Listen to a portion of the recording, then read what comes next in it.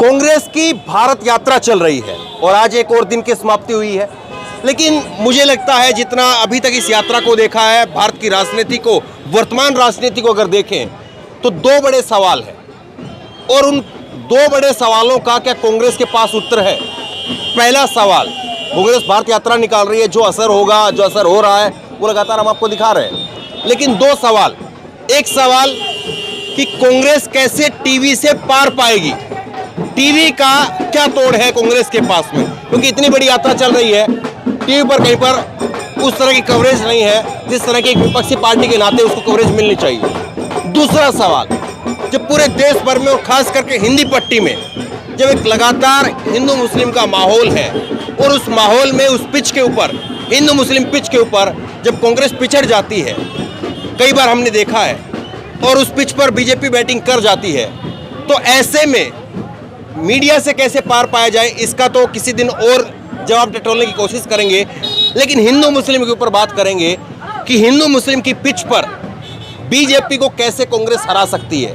क्या है ऐसी योरकर कांग्रेस के पास में, कौन सी ऐसी गुगली है जिससे कांग्रेस हिंदू मुस्लिम की पिच पर उतर करके बीजेपी को उसके घर में मात दे सकती है।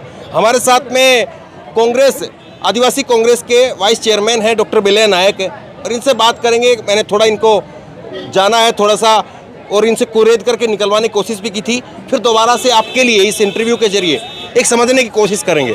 डॉक्टर साहब, कोशिश हमारी ये है, एक कांग्रेस की रणनीति आखिरकार क्या है, क्योंकि कई बार लोग देखते हैं जो कांग्रेस के समर्थक भी हैं या कांग्रेस को चाहने वाले भी हैं कि वो साथ में जुड़ते भी हैं, लेकिन कांग्रेस आखिरकार जहाँ पर भी चुनाव में, जब चुनाव का आखिरी जब दौर होता है, जब चुनाव में आखिरी का हफ्ता है, 3-4 दिन बचते हैं, तो कोई एक ऐसा टॉपिक निकल करके आता है हिंदू मुस्लिम का और कांग्रेस कोलैप्स कर जाती है। तो हिंदू मुस्लिम की पिच पर कैसे, कौन सी ऐसी गुगली आपके पास में है जो जिता सकती है? इसको जानने के लिए कुछ अपना भारत का समाज का निर्माण को जानना बहुत ज़रूरी है। भारत समाज में आप देखिए 70% हमारी जनता गाँव में रहती है। गाँव में जो गाँव है, अब हमारा गाँव में 23 कास्ट रहती है, कम्युनिटीज़, यादव है, चमार है, दलित है, जो हम दलित बोल रहे हो है, आदिवासी है। मैं आदिवासी हूँ। मैं जब तक 12 क्लास पढ़ा था तब तक हिंदू शब्द नहीं सुना, मेरे को पता ही नहीं था। अरे हमारे गांव में कास्ट के नाम से बुलाया जा रहा है और ये जो भी कास्ट है भाईचारे की तरह जी रहे हैं मिलके, और जो संविधानिक आधिकारिक जो सिस्टम है वो भी सबको इक्वल मान के चल रही है। जब से बीजेपी का राजनीति इस देश में बढ़ना शुरू किया, मुस्लिम के छोड़ के जो भी है वो हिंदू बनाने शुरू कर दिया, सब हिंदू है बोलने शुरू कर दिया। मैं एक पूछना चाह रहा हूँ बीजेपी को, आदिवासी हिंदू है या नहीं है? मगर कोई आदिवासी हम हिंदू बोल के नहीं मानते। हम आदिवासी है, हमारा धर्म है, हमारा विधान है, हमारा संस्कृति है, हमारा भगवान है, वो अलग से है। अब दलित है, अब अगर दलित वो खुद उनका कल्चर है, उसका वैल्यूज है, उसका भगवान है। मैं ये पूछना चाह रहा हूँ, अगर दलित को आप हिंदू मानते हो, आदिवासी को आप हिंदू मानते हो, ओबीसी को आप हिंदू मानते हो, इक्वालिटी का दर्जा क्यों नहीं देते हो? जो ब्राह्मण को इस देश में इज्जत है वो इज्जत दलित को क्यों नहीं मिल रही है? जो ब्राह्मण को इस देश में इज्जत है वो आदिवासी को क्यों नहीं मिल रही है? आदिवासी को तो राष्ट्रपति बनाया उन्होंने। अरे राष्ट्रपति बनाने से क्या होगा? आदिवासी का ऊपर अटैक जो हो रहा कम हो गया क्या? आदिवासी महिला का शोषण जो हो रहा है कम हो गया क्या? तो ज्यादा से ज्यादा मुस्लिम की पिच पर कैसे जो है वो, तो इसीलिए यही बोलना चाह रहा हूँ। 1000 साल से पहले इस देश में टचेबल अनटचेबल का एक थ्योरी निकाले थे, जो षड्यंत्रकारी, जो अनटचेबल बनाया गया आज तक अनटचेबल है, उसको भारत संविधान में ख़त्म किया और इक्वालिटी लाया। आज संविधान को ख़त्म करने के इसलिए जो ख़त्म करके इसलिए कुछ कौम को दबा के, कुछ कौम को आगे बढ़ाने का, कुछ लोगों का फ़ायदा करने का जो बीजेपी का राजनीति है, जो षड्यंत्र है, उसको जानना बहुत ज़रूरी है। इस देश का जनता, वो भारत संविधान आने के बाद किसको इक्वालिटी मिली, किसको आत्माभिमान मिला, किसको समानता मिला, इस देश को जनता जानना बहुत बड़ी है। ब्रिटिश को भगाने का काम ही कांग्रेस नहीं किया, भगाने का साथ साथ संविधान लाया, देश बनाया, डेमोक्रेसी को लाया। डेमोक्रेसी की वजह से इक्वालिटी आई, उससे पहले इक्वालिटी नहीं था। बहुत सारे राजा महाराजा थे इस देश में, कोई इक्वालिटी नहीं माना था। मुस्लिम राजा वो मुस्लिम धर्म से चलाया था, हिंदू राजा मनु धर्म से चलाया। वो कहाँ इक्वालिटी बताए थे? क्या झांसी की रानी की राज्य में इक्वालिटी था क्या? नहीं, लेकिन अब मैं तो... ये बोला, इसको जानना बहुत जरूरी है। बीजेपी का राजनीति आज 8 साल से सरकार चल रही है, जो भी वो कदम उठाए है उसके वजह से किसका फायदा हुआ? जनता का फायदा हुआ या उद्योगपति का फायदा हुआ? जनता का फायदा क्यों नहीं हुआ? अब नोटबंदी का काम लिया, इससे किसका फायदा हुआ? ब्लैक मनी तो नहीं आई, नहीं, उद्योगपति बढ़ गए, क्योंकि ये इंटरनल लिंक है इसमें। नहीं, वो सारी चीजें ठीक है, लेकिन बीजेपी एन मौके पर जो आखिरी में जब बात होती है तो बीजेपी के सोशल मीडिया से आप कहिए, औपचारिक रूप से कहिए, अनौपचारिक रूप से कहिए, आखिरी में जो है वो यही होता है कि हिंदू एक हो जाओ। हाँ, यही तो बोलना चाह रहा हूँ मैं। कौन सा हिंदू एक होना? कौन सा हिंदू एक होना बोल रहे हैं आप? दलित हिंदू को हिंदू मानते हो क्या? आदिवासी को हिंदू मानते हो क्या? ओबीसी को हिंदू मानते हो क्या? माने तो इक्वल का दर्जा देने का तैयार है क्या? क्या राम जन्मभूमि में जो राम मंदिर बन रहा है उसका पुजारी दलित बनेगा? उसका पुजारी आदिवासी को बनाएंगे? उसका पुजारी ओबीसी को बनाएंगे? है क्या हिम्मत? बोल सकते हो क्या? ये हिंदू धर्म के नाम पे कुछ लोग लुटेरो लोग लूटना चाह रहे हैं। हिंदू सबका इक्वालिटी चाहता है, मगर ये लोग इक्वालिटी नहीं चाहते हैं। हिंदू सबका सम्मान चाहता है, ये सबका सम्मान नहीं चाह रहा है। ये तो है ना षड्यंत्र। इसको वोट तोड़ने का जो तरीका नया निकाले है, इसका वोट तोड़ने का तरीका को जनता तक लेके जाने का जरूरी है। इसीलिए तो भारत जोड़ो यात्रा निकल रही है।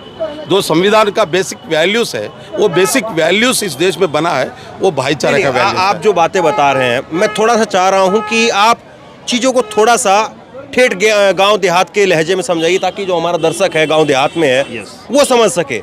हम जब बड़ी बड़ी शब्दों का प्रयोग करते हैं तो अक्सर उससे चीज़ें छूट जाती हैं।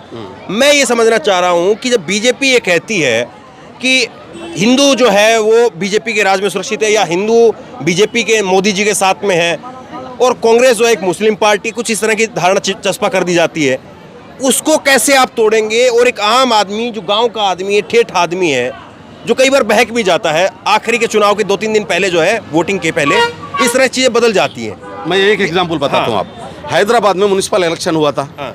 बीजेपी ने बोला हिंदू खतरे में है, वहाँ एमआईएम पार्टी भी है, वो बोली मुस्लिम खतरे में है, बंटवारा हो गया।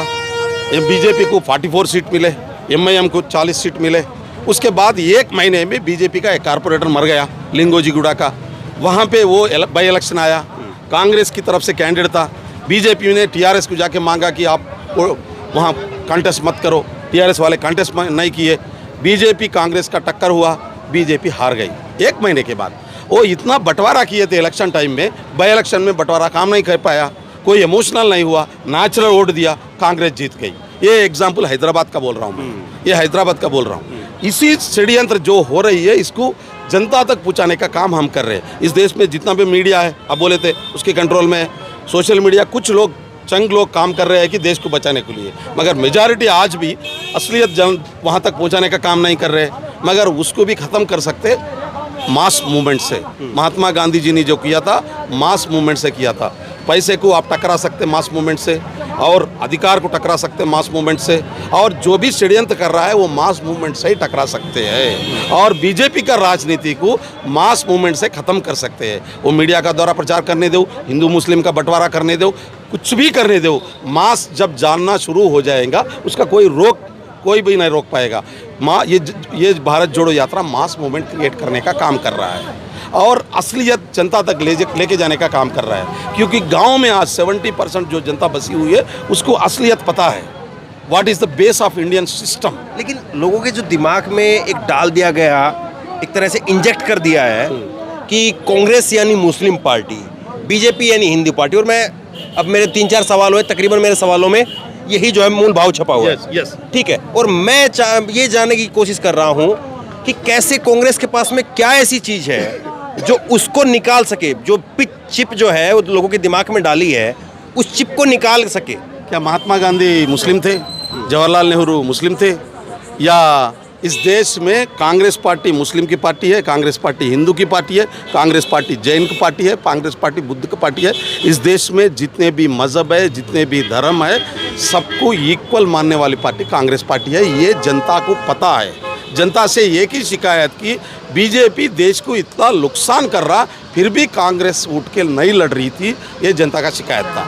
आज जब राहुल गांधी जी यात्रा शुरू कर दिए तो ये जनता का शिकायत खत्म हो गया और हर जनता आज कांग्रेस के साथ जुड़ने को तैयार हो गया। इसका जो बीजेपी का षड्यंत्र जानना, उसके साथ साथ उसको मुंह तोड़ जवाब देने के लिए कांग्रेस को रोड पे आने के लिए जनता देख रही थी। कांग्रेस के नेता रोड पे आ गए, इसकी वजह से वो मुंह तोड़ जवाब मिल जाएगा उसको। कुल मिलाकर के आप ये कह रहे हैं कि सड़कों पर उतर के जन आंदोलन खड़ा करके लोगों के बीच में जा करके आप उस हिंदू मुस्लिम की चिप को निकाल सकते हैं? वो 100% निकाल सकते हैं और जो भी आगे षड्यंत्र करेगा। अब मैं और एक बात पूछना चाह रहा हूँ, कम से कम 2 लाख करोड़ रुपए बीजेपी ने खर्च करके, आरएसएस ने खर्च करके राहुल जी का छवि खराब की। एक नहीं 15 साल से ये काम किए वो लोग। राहुल जी को कितना डिग्रेड किया आपको पता है। ये आज 37वां डे है हमारा चलना। आप एक बार सर्वे कर लो पूरे इंडिया में, जो 2 लाख करोड़ रुपया उन्होंने आज राहुल जी के खिलाफ डाले थे, खत्म हो गया। उसको हम खत्म कर दिए। जो उसका षड्यंत्र था उसको 37 डेज में खत्म कर दिए। तो बीजेपी जितने जितने षड्यंत्र करेंगे और 125 दिन में तो पूरा उखाड़ के फेंक देंगे इस देश से। ठीक है, तो देखिए हमने यहाँ पे चर्चा करने की कोशिश की है। आप बताइए, क्या आप मानते हैं कि वाकई देश के अंदर हिंदू मुस्लिम का कोई माहौल आपको दिखाई देता है, नज़र आता है? हाँ या ना नीचे कमेंट बॉक्स में लिखिए। दूसरा सवाल आपके लिए है, क्या आपको लगता है कि आपके आसपास जितने लोग रह रहे हैं, क्या उनके दिमाग के अंदर कोई चिप है? वो चिप ये उनको बताती है कि साहब फला पार्टी मुस्लिम पार्टी है, फला पार्टी हिंदू पार्टी है। क्या आपको लगता है? और क्या आपको लगता है कि वो चिप अब कमज़ोर हो रही है या मजबूत हो रही है? ये तमाम सारे सवाल हैं, इस बातचीत के जरिए आपने भी समझने की कोशिश की होगी। आप भी नीचे कमेंट में अपनी राय जरूर दीजिए, ताकि और जो लोग कमेंट पढ़ें और जो लोग इस बातचीत को देखें वो भी अपनी राय दे सकें और आपकी राय से वो भी फिर आगे जो है वो समझ सकें। तो बहरहाल इस वीडियो को खूब शेयर कीजिए। इस वीडियो को लेकर आपकी जो भी राय हो नीचे कमेंट बॉक्स में जरूर दीजिए और इसी तरह तमाम खबरों के लिए ऑनलाइन न्यूज़ इंडिया को सब्सक्राइब कीजिए। धन्यवाद। को अभी लाइक करें, शेयर करें, अभी चैनल को सब्सक्राइब करें और घंटी जरूर